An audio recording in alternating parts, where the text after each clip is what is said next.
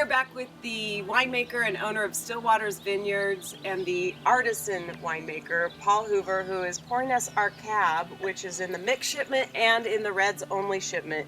You know, everybody who's into wine seems to love cabs. Absolutely. King of red grapes. King of red grapes.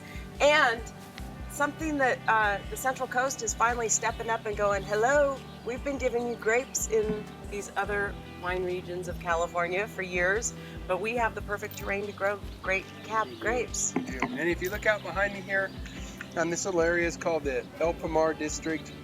And so what's wonderful about this area, I've had people come here from Bordeaux that go, oh my God, this reminds me so much of home. And it looks like it, the hills and everything. And so what you get out here is just, you notice the topography, you notice the hills going up that side. We've got hills going up behind us here. The wind blows right down Creston Road from the Templeton Gap. And so what we get out here in the El Pomar District more than anything, we get 45-degree changes in temperature. So today's a classic. In one day. In one day. So today's a classic example. When I woke up this morning, cooled off the winery by opening the doors, it was 48, 50 degrees. And now this afternoon it was 95. Now it's cooling down. And so what makes for great conditions to grow Cabernet is big swings in temperature, gives the grapes a chance to cool off at night and then heat back up. And so this area of many of the areas, it makes just a wonderful Cabernet. So if we look out behind us, we see this beautiful, capable situation to grow a great cab. And so yeah, it's one of the wonderful varietals here in Paso. So cheers. And all estate grapes here at Stillwater's. You don't get grapes from anyone else. No, everything's grown here. In fact, this cab is pretty much off that hillside, which if we were up on top right now, it would even give you a bigger view, because literally from right here to where a lot of these grapes are grown is almost 200, 300 feet up that hill.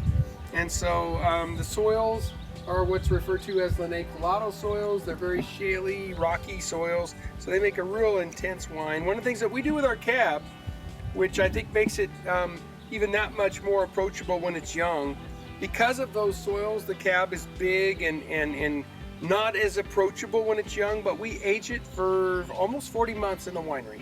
And so that gives it in the barrels 40 months. Those barrels soften this cab. So even though it will age for 10 years, it is already approachable even today, and that the barrels have softened to the point that it's pretty approachable, but will continue to improve as years go on. And the Central Coast is kind of coming of its own in the cab region with the Cab Collective, and there are some amazing Cabernets being grown right here. Absolutely. And and I think here in Paso we have all the conditions. We have what growers refer to as degree growing days, so we can finish cab where some areas have challenges if what we call as growers the season finishes before we want it to. Those Thanksgiving days when you're like, oh my God, it's getting too cold. So here in Paso, we have a lot of heat.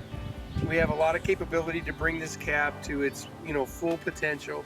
And so yeah, it's a great area to grow Cabernets. In fact, of the vineyards that are being planted in the area, the majority of them that are being planted right now are being planted to more cab, because we're just such a great place to grow cab. And I think the thing that Midwesterners need to know is, cab is sort of the wine that everyone gets. You're going to get world-class cabs right here at a price at a fraction of what you'll get in other areas of California, and certainly in other areas of the world. And this guy makes some of the best.